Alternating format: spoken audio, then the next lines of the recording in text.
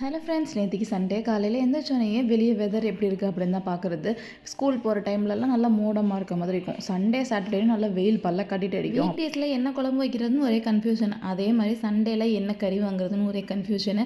ஒரு வழியாக மீன் கடைக்கு போய் மீன் ப்ரான்ஸ்லாம் வாங்கலாம்னு சொல்லிட்டு முடிவு பண்ணிட்டு கிளம்பியாச்சு. போகும்போதே மணி 12 கடையில் என்னத்தை இருக்க போகுது அப்படின்னு நினச்சிட்டு போனோம்.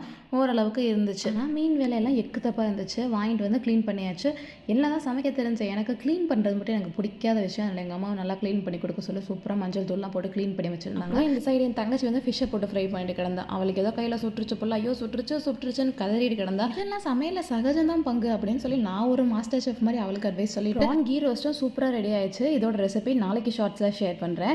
அண்ட் சாப்பாடு பார்த்தீங்கன்னா ஒயிட் ரைஸு, மீன் குழம்பு, மீன் பொரிச்சது, ப்ரான் பொரிச்சது அண்ட் ப்ரான் கீ ரோஸ்ட்டு அவ்வளோ டேஸ்ட்டாக இருந்துச்சு. நல்லா சாப்பிட்டு முடிச்சுட்டு என்னதான் வயிறு முட்டை சாப்பிட்டாலும் கடைசியில் ஒரு ஸ்வீட்டாக எதுனா சாப்பிட்டா தான் ஒரு மன நிறைவே வரும்.